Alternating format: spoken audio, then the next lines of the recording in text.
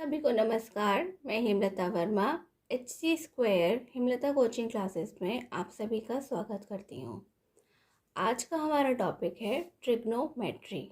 हिंदी में हम इसे कहते हैं त्रिकोणमिति। तो ट्रिग्नोमेट्री क्या होती है और उसके यूजेस क्या होते हैं और ये क्यों सिखाई जाती है, इसको समझने की कोशिश करते हैं। जैसे कि इसका नाम है ट्रिग्नोमेट्री, वो दो ग्रीक वर्ड्स से मिलकर बना है और वह ग्रीक वर्ड्स हैं ट्राइगोनॉन प्लस मेट्रोन। ट्राइगोनॉन का मतलब होता है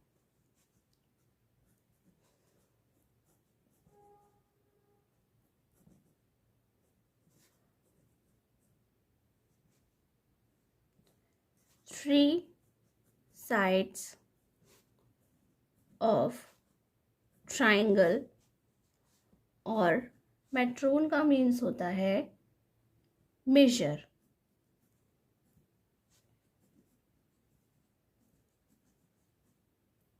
यानी कि ट्रिग्नोमेट्री के अंदर हमें ट्राइंगल्स की तीनों साइड को मेजर करना या उनके रेशियोज को मेजर करना सिखाया जाता है। Let's see triangle, it is ABC।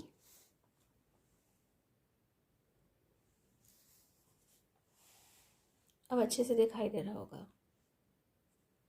This is ABC।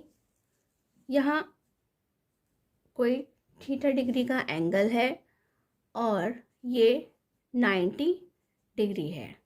हम बहुत अच्छे से जानते हैं, हमने बहुत छोटी क्लासेस में ही पढ़ा था। ये जो लाइन है नीचे की AB, हम इसे बेस कहते हैं।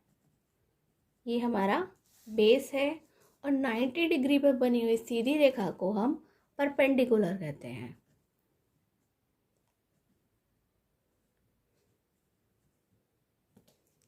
और ट्राइंगल की सबसे बड़ी साइड यानी कि त्रिभुज की सबसे बड़ी भुजा को हम हाइपोटेनियस कहते हैं।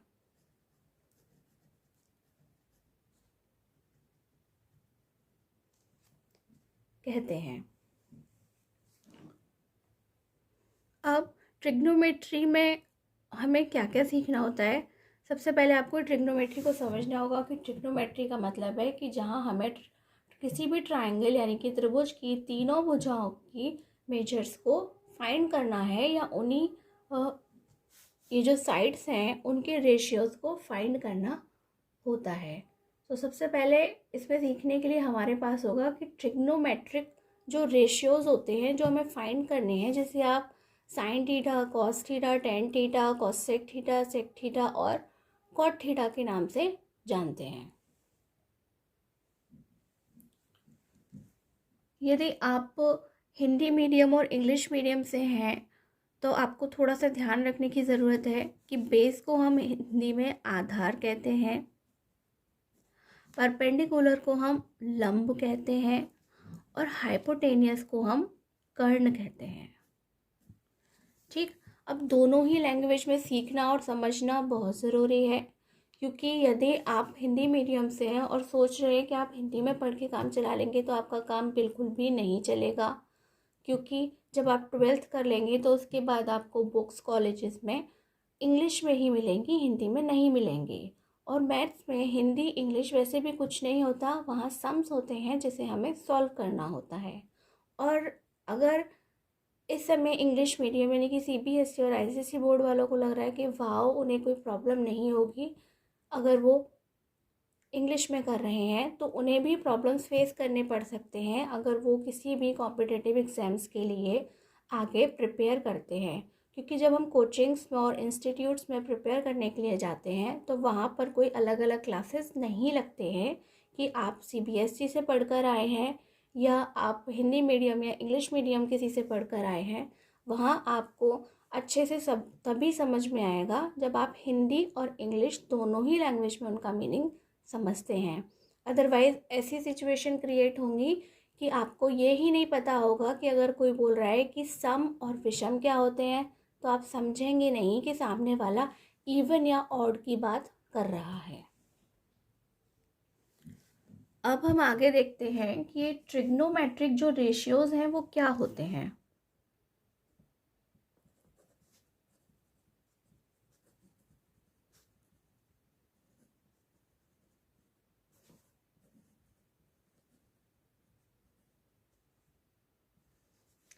हिंदी में हम इसे कहते हैं त्रिकोणमितीय अनुपात।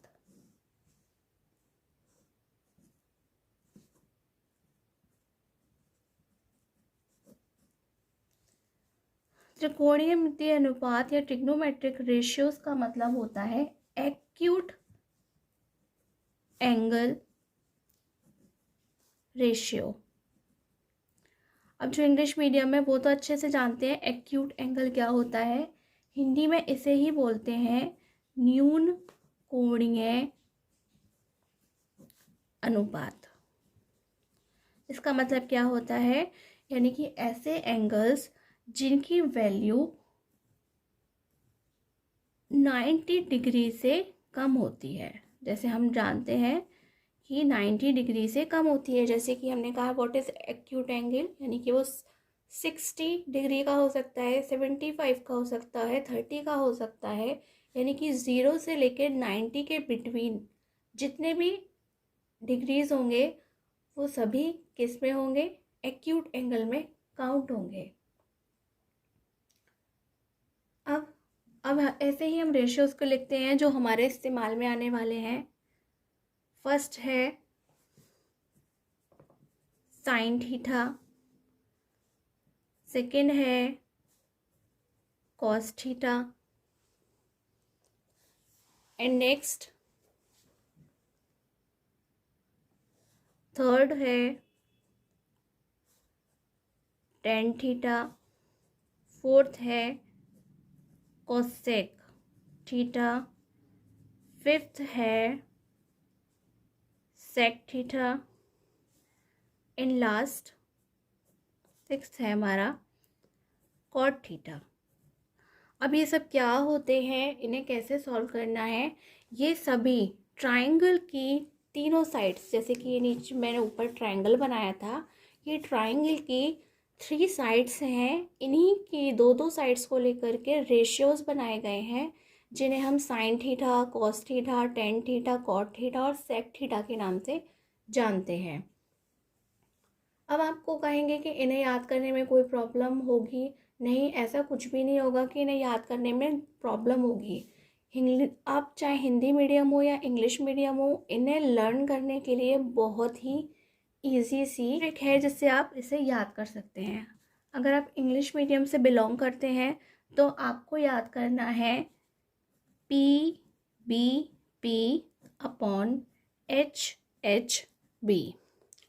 और यदि आप हिंदी मीडियम से बिलोंग करते हैं तो आप याद करेंगे लाल बटे कक्का। ठीक, अगर आप इंग्लिश मीडियम से हैं तो आप PBP अपॉन HHB, और अगर आप हिंदी मीडियम से हैं तो लाल बटे कक्का याद करेंगे। ठीक, यहाँ P मीन्स है परपेंडिकुलर, H मीन्स है हाइपोटेनियस, और यहाँ B मीन्स है बेस, और ये फिर से वही रिपीट हो रहे हैं। और बात करें अगर हम ये लाल बटे कक्का, तो L यानी कि लंब, और A मीन्स आधार, और K मीन्स कर्ण है। अब ये मैंने क्यों लिखवाया है, ये जो फर्स्ट वाला रेशियो है, ये फर्स्ट, इसी को हम साइन से डिनोट करते हैं, थीटा बीटा भी मत लगाइए। इस सेकंड वाले को हम कॉस से डिनोट करते हैं, और थर्ड वाले को टेन से। सेम यहाँ पर हिंदी मीडियम वालों के लिए है कि ये है वो साइन से डिनोट करेंगे, इसको कॉस से करेंगे, और इसको टेन से डिनोट करेंगे। तो सिंपली अगर मुझे साइन थीटा के आगे लिखना है, तो अगर मैं इंग्लिश मीडियम होंगी तो लिख दूंगी P अपॉन H। ऐसा नहीं है कि इसे इंग्लिश मीडियम में याद करके लिखेगा, इसे हिंदी मीडियम भी याद करके लिखे, बहुत अच्छी बात है। और अगर मैं हिंदी मीडियम होंगी तो मैं लिख दूंगी L अपॉन K, क्योंकि मुझे आदत होगी, मेरी बुक्स हिंदी में होंगी तो वहाँ पर लंब, आधार, कर्ण ऐसी ही वैल्यूज़ दी गई होंगी, तो वहाँ पे आपको इन्हें याद करने में आसानी रहेगी, तो आप बिल्कुल याद कर सकते हैं। कॉस थीटा के आगे हम लिखेंगे B/H, बिल्कुल यहाँ से देख करके, और हिंदी मीडियम लिखेगा A/K।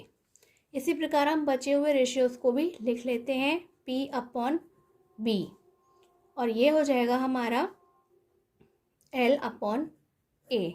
अब ये देखना है कि ये जो कोसेक है उन्हें कैसे लिखना है। तो आपको ये कोसेक थीटा को जस्ट इसका उल्टा, यानी कि नीचे ऊपर ये साइन था, इसके नीचे आपको कोसेक लिखना है। अब इसे, और इसके बाद इसको लिखना है सेक, और लास्ट वाले को लिखना है कॉट। तो जब आप कोसेक लिखेंगे तो नीचे से पढ़ के उल्टा लिखेंगे H/P, यानी कि हो गया H/P, और इसे यहाँ से लिखेंगे K/L। इसी तरह से मैं बचे हुए रेशियोज को भी लिख लेती हूँ। सेक के लिए हम लिखेंगे H/B, यानी कि K/A, और कॉट के लिए हम लिखेंगे B/P, यानी कि A/L। ये हमने सभी रेशियोज बहुत ही आसानी से कोई भी याद कर सकता है और इन्हें कोई भी लिख सकता है। ये आपको याद रखना होगा कि रेशियोज इसी तरह लिखे जाएंगे। हो सकता है वहाँ ठीक ठाक नहीं लिखा हो, वहाँ लिखा हो A, B या C, ऐसे किसी भी नाम से पूछा जा सकता है जो कि ट्रायंगल के नाम में लिखा हुआ होगा। हम इसे ट्रायंगल ABC, और यहाँ पे ये राइट एंगल कहाँ पर है, B पर है, तो वहाँ पे पहले ही बताया होगा कि ये राइट एंगल कहाँ पर होगा। अब जो हमें नेक्स्ट सीखना है उसमें आपको ध्यान रखना है पाइथागोरस थ्योरम। आप सभी ने 7th क्लास में पाइथागोरस थ्योरम पढ़ा था। तो ये पाइथागोरस थ्योरम हो सकता है आप लोग भूल गए हों, तो मैं आपको अभी याद दिला देती हूँ। पाइथागोरस जो है वो हमें है base square plus perpendicular square is equal to hypotenuse square, यानी कि B² plus P² is equal to H²। अगर हम हिंदी मीडियम की बात करेंगे तो उन्होंने सीखा था आधार का स्क्वायर प्लस लंब का स्क्वायर इज इक्वल टू कर्ण का स्क्वायर। मैं आपको फिर से याद दिला देती हूँ कि लंब यानी कि जहाँ पे 90 डिग्री का एंगल बनता है उसे हम लंब कहते हैं, और कर्ण ट्राइंगल की सबसे लॉन्गेस्ट साइड, यानी कि लॉन्गेस्ट साइड को हम कर्ण यानी कि हाइपोटेनियस कहते हैं, और आधार यानी कि बेस, यानी कि ट्राइंगल जिस पे टिका हुआ होता है हम उसे बेस कहते हैं। ट्रिग्नोमेट्री के अंदर जब हम ट्राइंगल्स की तीनों साइड को फाइंड करते हैं तो वहाँ पर पाइथागोरस थ्योरम का बहुत ही इम्पोर्टेंट रोल है। मैं यहाँ आपको इसका कोई प्रूफ करना नहीं सिखा रही हूँ, सिर्फ मैं आपको याद दिला रही हूँ कि हमने पिछली क्लासेस में सीखा हुआ है। अब मैं एक क्वेश्चन लेना चाहती हूँ जिसकी हेल्प से आप इन सब चीज़ों को रियलिटी में अच्छे से समझ पाएँ, और उसके लिए मैं एक ट्रायंगल बना रही हूँ और यहाँ पर कुछ बेसिक डिटेल्स लिख रही हूँ।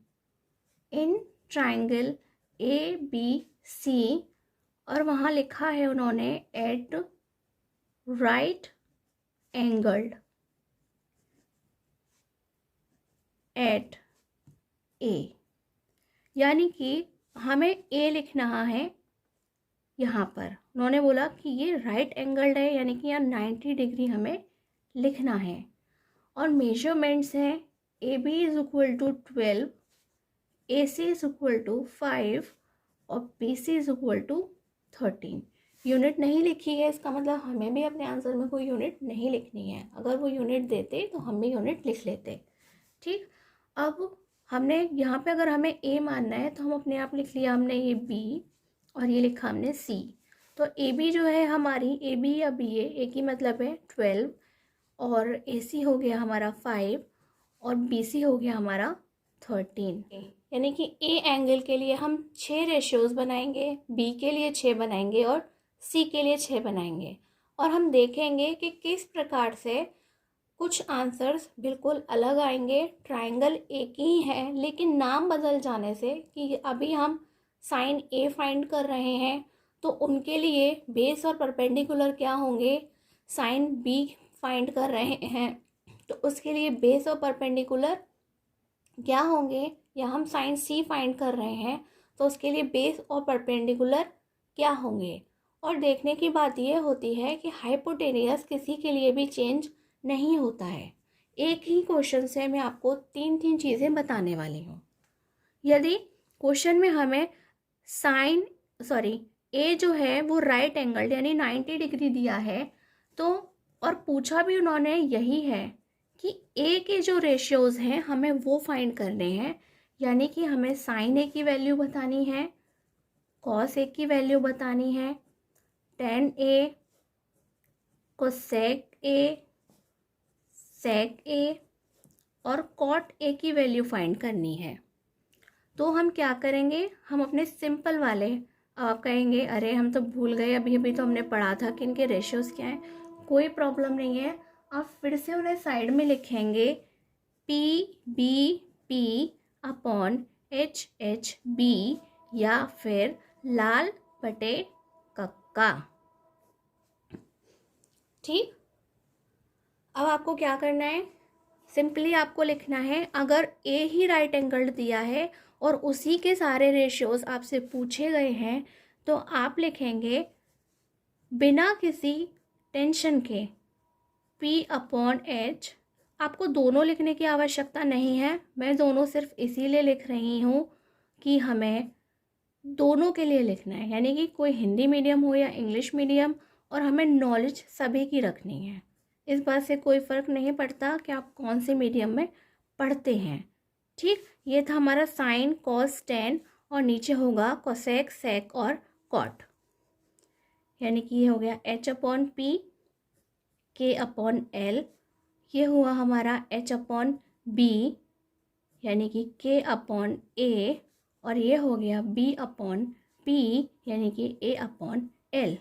अब सिंपली हम लेंगे और अपने रेशियोज़ में वैल्यू ट्राइंगल से चेक करके लिख देंगे। जैसे कि हम जानते हैं कि ये जो साइड है 90 डिग्री वाली, ये हमारी परपेंडिकुलर है, नीचे वाला हमारा बेस है, और ये सबसे लंबी साइड्स, यानी कि हम मेजरमेंट्स में देखें तो सबसे लंबी साइड हमारी क्या है, हाइपोटेनियस है।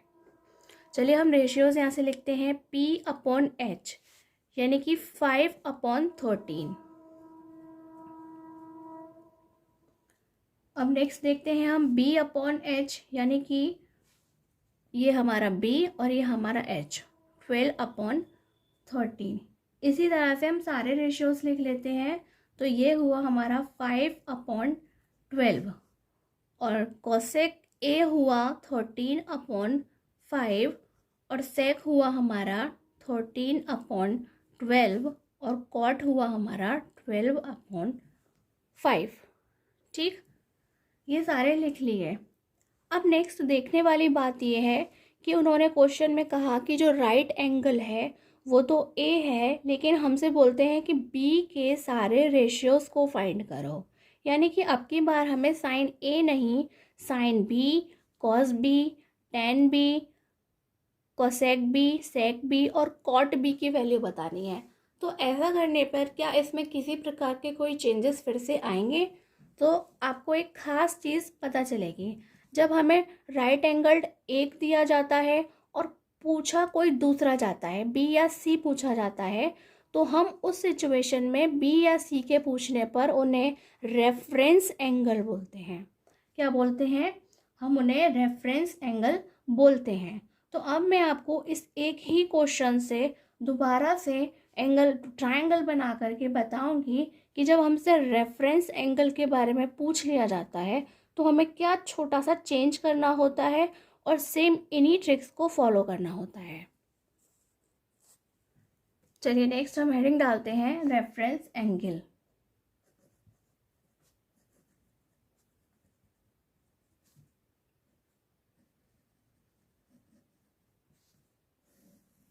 अगर हम शुद्ध हिंदी की बात करें तो हम संदर्भ। संदर्भ कौन कहते हैं? मगर आपको ऐसा कुछ खास लिखा हुआ मिलेगा नहीं अपनी हिंदी वाली बुक्स में। बस आपको ध्यान देना है कि हम एक बार फिर से ट्रायंगल बना रहे हैं, वही ट्रायंगल है लेकिन हम अपनी सुविधा के लिए अपनी आंखों के सामने दोबारा बना रहे हैं।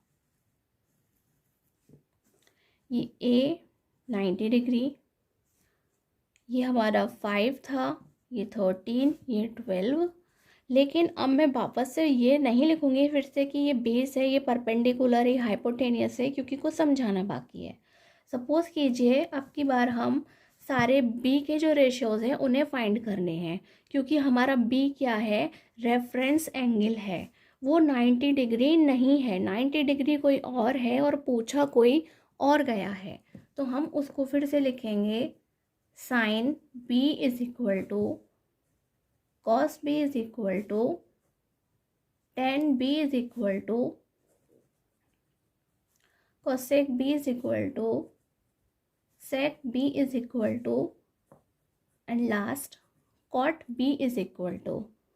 हमारे जो फिर से आप भूल गए होंगे, वैसे तो थोड़ी देर में याद हो जाएगा आपको लिखते लिखते, P B P upon H H B, और ये हमारा है लाल बटे कक्का।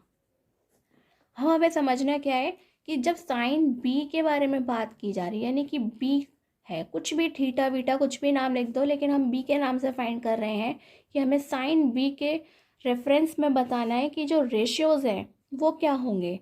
तो अब हमारा बेस, परपेंडिकुलर और हाइपोटेनियस कौन सी साइड्स बनेंगी? तो जिसके भी संदर्भ में, यानी कि बी अगर आपसे पूछा जा रहा है तो बी के ठीक सामने वाली साइड, यानी कि ये जहाँ 5 लिखा है हम उसे परपेंडिकुलर लिखेंगे। ठीक, और अब इन दोनों साइड्स के अंदर से जो सबसे बड़ी साइड होगी यानी कि हाइपोटेनियस, वो बिल्कुल भी चेंज नहीं होगी, हम उसे अभी भी हाइपोटेनियस ही लिखेंगे और अब हम इसे बेस लिखेंगे। तो अगर हम पुराने वाले से कंपेयर करते हैं कि जो हमने पहले ए के लिए लिखा था, जैसे कि मैं वापस चलती हूँ, वहाँ पर आपको दिखाई दे रहा होगा कि जब मैंने ए वाले के लिए लिखा था तब भी दोनों में परपेंडिकुलर सेम था, हाइपोटेनियस भी सेम था और बेस भी सेम था। यानी कि जिस लाइन पर 90 डिग्री का एंगल बना हुआ है, अगर उसी के दूसरे छोर पर कोई दूसरा नाम लिखा है तो उसके रेशियोज बिल्कुल सेम टू सेम ही आएंगे। यानी कि साइन ए के लिए अगर वो साइन के किसी भी ए के किसी भी रेशियोज के लिए पूछ लेते हैं या बी के किसी भी रेशियोज के लिए पूछ लेते हैं तो उनकी जो वैल्यूज़ हैं वो बिल्कुल सेम आएंगी, उनमें किसी भी प्रकार का कोई चेंज नहीं होगा।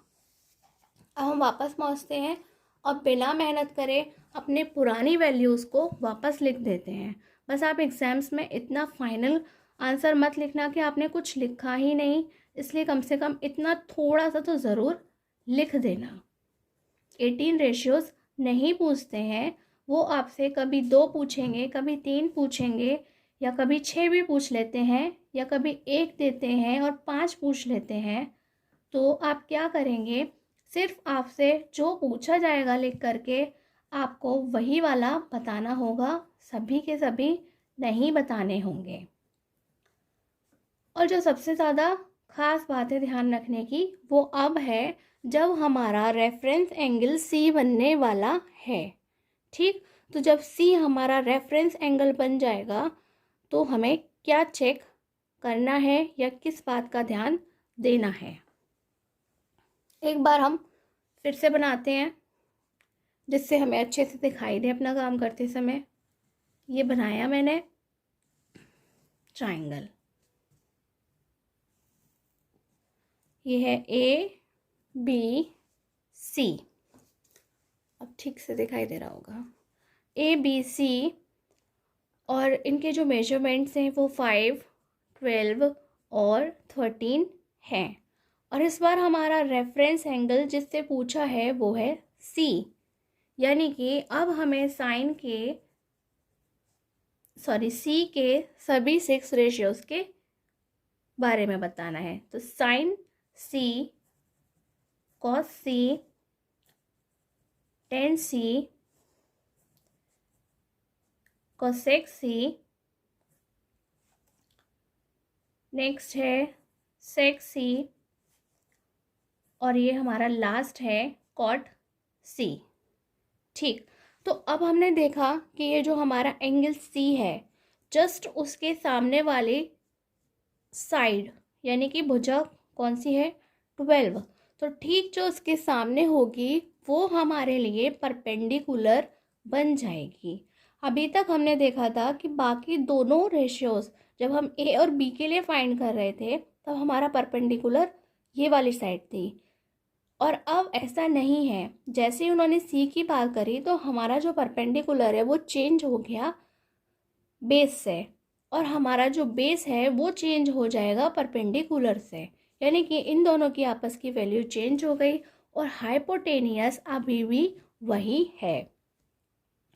तो अब हमें फिर से अपने जो क्वेश्चंस हैं उसके आगे फॉर्मूले के फॉर्म में हमें वो छोटी सी ट्रिक के अकॉर्डिंग यानी कि PBP/HBP के अकॉर्डिंग लिख देना है। तो फिर से हम लिखेंगे, फॉर्मूला वही रहेगा, उसी में कोई बदलाव नहीं आएगा।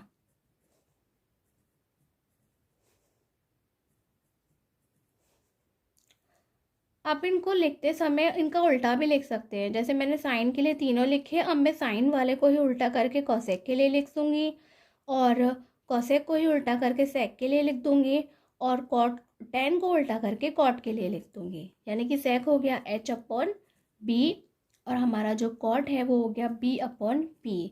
बस आपको अपनी जो नज़र है वो बिल्कुल पार्क ही रखनी है, जिससे आपसे रेशियो लिखते समय कोई भी गलती ना हो।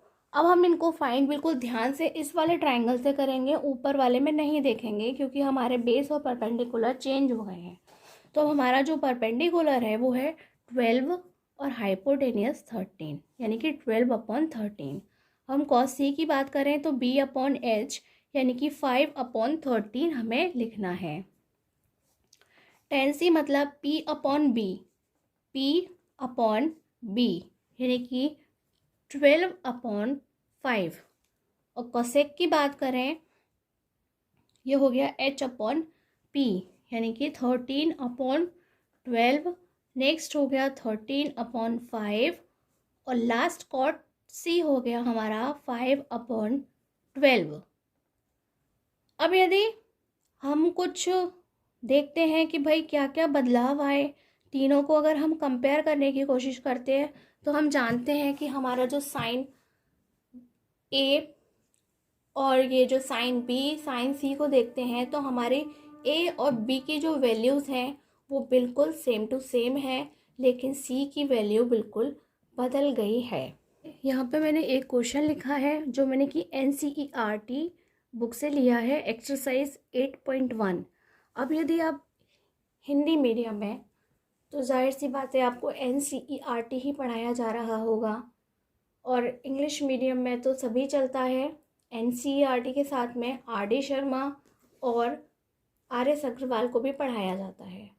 ठीक, तो वहाँ पे भी कैटेगरीज होती हैं कि वह क्या ले रहे हैं, और हिंदी मीडियम में भी कुछ जगह ऐसे वेरिएशंस देखने को मिलते हैं जहाँ आपको ऑप्शन मिलता है कि आप किस प्रकार की मैथ्स ले रहे हैं, यानी कि आप बेसिक मैथ्स यानी कि निम्न गणित से पढ़ रहे हैं, या फिर आप स्टैंडर्ड मैथ यानी कि उच्च गणित से पढ़ रहे हैं। ईजी या थोड़े से टफ क्वेश्चन से ज़्यादा कुछ देखने को नहीं मिलता, बाकी टॉपिक्स हमारे बिल्कुल सेम टू सेम होते हैं। तो ये हमने क्वेश्चन लिखा है NCERT की बुक से। क्वेश्चन नंबर 3 है, if sine A is equal to 3/4 then cos A and tan is equal to question mark. हमसे दो वहाँ पे वैल्यूज़ पूछी गई हैं। अभी मैंने बिल्कुल ऐसा क्वेश्चन लिया है जहाँ हमें पाइथागोरस थ्योरम को लिखने की आवश्यकता पड़ने वाली है। यानी कि पहले तो मैंने आपको तीनों साइड्स खुद ही दे दिए थे, लेकिन ये ज़रूरी नहीं है कि हमें हमेशा तीनों साइड्स मिलेंगे। हो सकता है हमें दो ही साइड मिलें और तीसरा साइड हमें खुद ही ढूंढना हो। तो हमारे यहाँ पे साइन ए की वैल्यू दे रखी है। अब हम इसे कंपेयर करेंगे अपनी उस ट्रिक से जिसे हम PBP/HHB या फिर हम लाल बटे कक्का लिखते हैं। तो साइन जो हमारा ए की वैल्यू है, साइन ए यानी कि 3/4 को हम कंपेयर करेंगे P/H से। यानी P हमारा है परपेंडिकुलर यानी कि लंब वहाँ लिखेंगे हम 3 और हाइपोटेनियस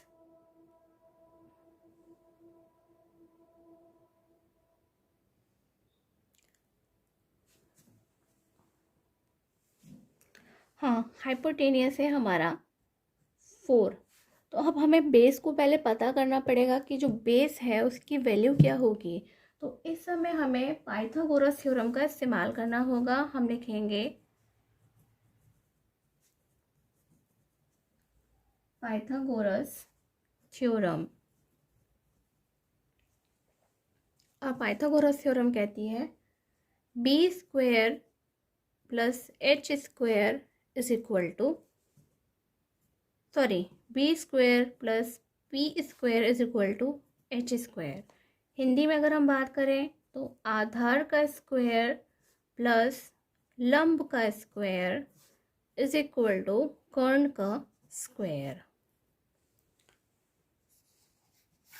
अब हमें क्या करना है, हम देखेंगे कि ये जो हमारी साइड्स हैं इनमें हमें दो तो पता है कि हमारा परपेंडिकुलर और हाइपोटेनियस क्या है, बट हमें नहीं पता हमारा बेस क्या है। हम जस्ट फॉर्मूले में उनके नीचे नीचे चीज़ों को पुट करेंगे।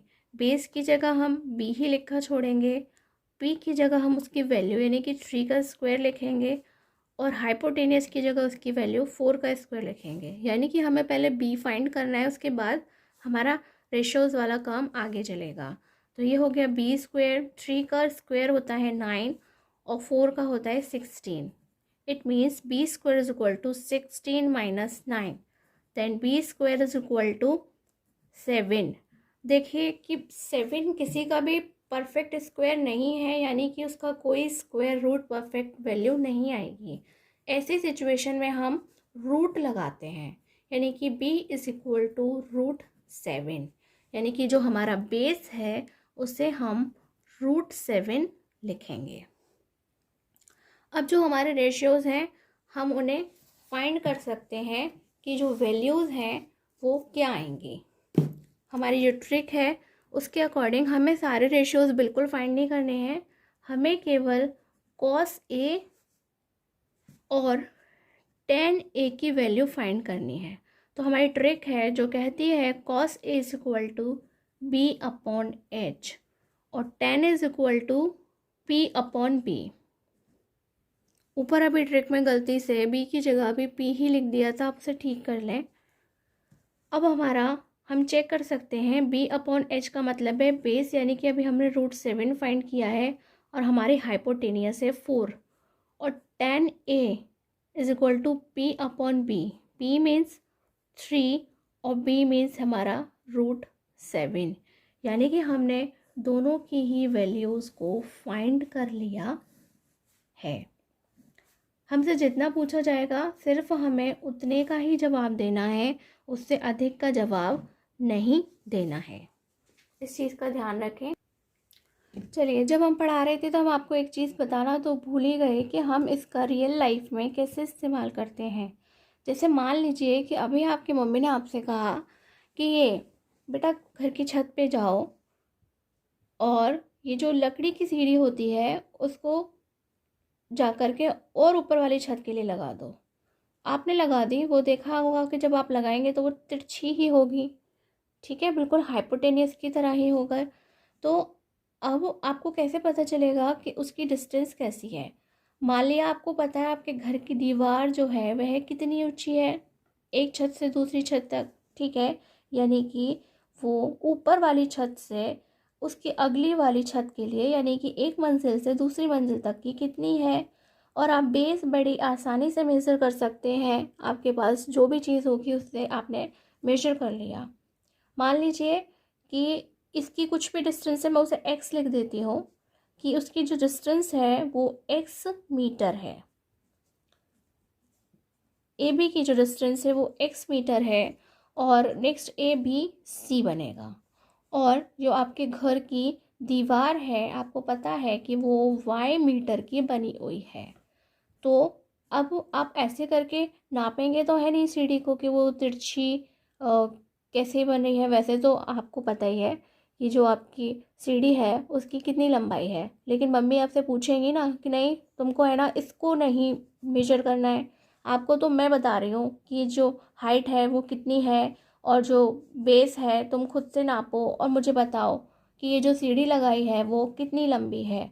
तो आप क्या करेंगी कि रियल लाइफ में जो इसका इस्तेमाल किया जाता है बिल्कुल ऐसे ही किया जाता है, और आप पाइथागोरस थ्योरम का इस्तेमाल करते हुए आप खुद ही बता देंगी कि जो हाइपोटेनियस का स्क्वायर है वो बेस का स्क्वायर प्लस परपेंडिकुलर स्क्वायर है, और पूरी वैल्यू को सॉल्व करके आप लिख देंगी कि इसकी मेजरमेंट क्या है। ठीक, हम उसकी मेजरमेंट को अच्छे से बता देंगे। इसका इस्तेमाल आगे जा कर के आपको हाइट एंड डिस्टेंस में करने को मिलेगा, जो कि बिल्कुल रियल टाइप के क्वेश्चंस होते हैं। माना कि ये एक पेड़ है, ठीक, और आपसे कहा कि ये जो पेड़ है उससे थोड़ी सी डिस्टेंस पर एक अंकल खड़े हुए हैं, और वो जो अंकल है वो पेड़ के ऊपर बैठी हुई एक चिड़िया को देख रहे हैं। ठीक, तो ये पेड़ के ऊपर चिड़िया बैठी है, ये अंकल है उसे देख रहे हैं और उसको नीचे से मिला दिया और उसको ऐसे डेडिश करके बिल्कुल परपेंडिकुलर मैच किया और एक ट्रायंगल क्रिएट कर लिया। ठीक, तो अब आपसे क्या करेंगे, वो आपको एक दो साइड दे देंगे, कहेंगे कि ये 10 सेंटीमीटर की है और ये जो है पेड़ काफ़ी ऊंचा है और बोल दिया 50 सेंटीमीटर का है। वैसे सुबह सेंटीमीटर छोटी यूनिट होती है, मीटर लिख लेते हैं। तो और इसके अलावा वो आपसे पूछ लेंगे कि बताइए यहाँ पे जो अंकल खड़े हुए हैं उनकी आँख से उस चिड़िया को जो देखने का एंगल है वो कितने डिग्री है। तो वहाँ पर आपको इसे बहुत काम आएगा। उस समय थीटा की वैल्यू कैसे निकालनी है, आपको ये ट्रिग्नोमेट्री में जो ट्रिग्नोमेट्रिक रेशियोज़ हैं वही आपकी हेल्प करेंगे। और किसी भी ट्रायंगल की दो साइड दे रखी होंगी और तीसरी पता करनी होगी हमें, तो हम पाइथागोरस थ्योरम की हेल्प लेंगे। चलिए मैं एक क्वेश्चन और लेती हूँ, एनसीईआरटी का ही है और क्वेश्चन नंबर 7 है। इसके दो पार्ट हैं, मैं आपको फर्स्ट वाला करके दिखाती हूँ, छोटा वाला बहुत ईजी है, आप खुद ही कर लेंगे। If cot theta is equal to 7/8 then find, इसका फर्स्ट पार्ट कहता है 1 + sin theta into 1 - sin theta upon 1 + cos theta और 1 - cos थीटा की वैल्यू फाइंड करनी है। ठीक, तो बिल्कुल भी टेंशन लेने की ज़रूरत नहीं है, हम अपना छोटा सा ट्रायंगल बनाएंगे। तो जो हमारी ट्रिक है वो ट्रिक हमारी क्या है, अब तो आपको सुन सुन के भी याद हो गई होगी कि हम उस ट्रिक को लिखते हैं P/B/H/H/B। हिंदी मीडियम है कहेगा लाल बटे कक्का। ठीक, आपको ठीक से नहीं दिखाई दे रहा होगा, मैं इसे थोड़ा साइड कर लेती हूँ, अब ठीक से दिख रहा होगा। तो हमारी जो ट्रिक है वो बोलती है कि ये जो कॉट थीटा है वो हम पीछे से उल्टा देखते हैं, यानी कि B/P। B का मतलब हो गया हमारा 7 और P मीन्स हो गया 8। अब हमें पहले यानी कि हम बेस और परपेंडिकुलर तो मिल गए, हमें फाइंड करनी है हाइपोटेनियस। जैसे ही हमें हाइपोटेनियस मिल जाएगी हम साइन और कॉस की जो वैल्यूज़ हैं उन्हें निकाल लेंगे। तो सबसे पहले हम लगाते हैं अपना पाइथागोरस थ्योरम। ठीक, हमारा पाइथागोरस जो थ्योरम है हम लिखेंगे पाइथागोरस थ्योरम। ठीक, हमारा पाइथागोरस थ्योरम कहता है h² = b² + p²। तो h² ही हमें फाइंड करना है। b की जगह हम लिखेंगे 7 का स्क्वायर और 8 की जगह p की जगह 8 का स्क्वायर। 7 का स्क्वायर होता है 49 और 8 का होता है 64। आप इसे ऐड कर लीजिए, ये हो जाएगा 311। अरे ये क्या, ये तो किसी का भी परफेक्ट स्क्वायर नहीं है। फिर से पहले जैसी सिचुएशन क्रिएट हो गई हमारे पास में कि भाई ये किसी का भी परफेक्ट स्क्वायर नहीं है, तो हमें सिंपली क्या करना है, इसको रूट में लिख देना है। यानी कि हो गया रूट ऑफ 113। ये हमारी वैल्यू आई है रूट में। देखिए हमेशा ऐसे नहीं होता है, ये कोइंसिडेंस हो गया कि मैंने 2 क्वेश्चन लिखे और दोनों में ही रूट वाली वैल्यू आई है सॉल्व करने पर हमेशा ऐसा नहीं होता है। ठीक, अब हम क्या करेंगे, यहाँ से हम अपने साइन थीटा और कॉस थीटा को फाइंड करेंगे बिना समय गवाए। यानी कि साइन थीटा कहता है P/H और कॉस थीटा हमारा कहता है B/H। तो हमारा P/H हमसे कह रहा है 8/√113 और हमारा कॉस थीटा हमसे कह रहा है 7/√113। अब हम सिंपली ये साइन थीटा और कॉस थीटा की जो वैल्यू हमने फाइंड की है हम अपने इस क्वेश्चन में अप्लाई कर देंगे। हमारा क्वेश्चन है 1 + sine theta into 1 - sine theta upon 1 + cos theta into 1 - cos theta. पिछली क्लासेस में अगर आपको याद हो तो आपने फॉर्मूला पढ़ा था a + b into a - b is equal to a² - b²। ठीक, कुछ नहीं करना है, बस आपको उसी ट्रिक को अप्लाई करना है। ट्रिक क्या, फॉर्मूला ही है, बना बनाया है। चलिए हम अप्लाई कर देते हैं और इसको लिखते हैं 1 - sine square theta upon 1 - cos square theta. अभी आपने साइन थी के बिल्कुल भी वैल्यूज़ पढ़े नहीं हैं, अदरवाइज़ ये भी एक फॉर्मूला ही है ऊपर और नीचे, पर हम यहाँ पे वैल्यूज़ ही रखेंगे क्योंकि ये हमारा स्टार्ट है और इस स्टार्ट तक हमारे पास में ये वैल्यूज़ नहीं होते हैं। ये हमने रूल्स वगैरह भी याद नहीं किए होते हैं, वो आपको नेक्स्ट एक्सरसाइज में मिलेंगे। मैं साइन थीटा की वैल्यू पुट करती हूँ यहाँ पर, तो मैं देखती हूँ, देखिए गलती से मैंने यहाँ पे, अच्छा ये 8 ही है, b जैसा दिखाई दे रहा है। 8/√113 का होल स्क्वायर अपॉन 1 - 7/√3 का √113 का होल स्क्वायर। अब हम सिंपली इसे छोटे बच्चों की तरह ही एलसीएम लेके सॉल्व करने वाले हैं। 8 का स्क्वायर होता है 64 और जो रूट में होता है उसका स्क्वायर पावर से कट जाता है और सिंपली बचा 113 और नीचे भी बिल्कुल ऐसे ही 1 - 49/113। अब हमें इसे सॉल्व करने के लिए एलसीएम लेना होगा, तो ऊपर भी एलसीएम आएगा 113 और नीचे भी एलसीएम आएगा 113। अब हम यहाँ एलसीएम लेकर के लिखेंगे 113 - 64 और हम यहाँ लिखेंगे 113 - के 49। अब हमें इसे कैलकुलेट करके लिखना है, आप इसे माइनस कर लीजिए। 3 में से 4 नहीं जाएंगे, 13 में से जाएंगे तो 9 और 10 में से 6 जाएंगे 4 अपॉन 113 और ये है हमारा 13 में से 9 जाएंगे तो बचेगा हमारे पास में 4 और 10 में से 4 जाएंगे तो 6 अपॉन 113। ये आपस में कैंसिल हो जाएंगे और हमारे पास में जो वैल्यू बचेगी वो 49/64 वैल्यू बचेगी, यानी कि वही हमारा आंसर है। मैंने इसका आंसर शीट में चेक कर लिया है, ये बिल्कुल सही कैलकुलेशन है 49/64। और इसी तरह से आप इसका सेकंड पार्ट और एक्सरसाइज के जो और क्वेश्चंस हैं उन्हें सॉल्व कर सकते हैं। आज की हमारी ये क्लास आपको कैसी लगी हमें ज़रूर बताएं। नमस्कार, धन्यवाद।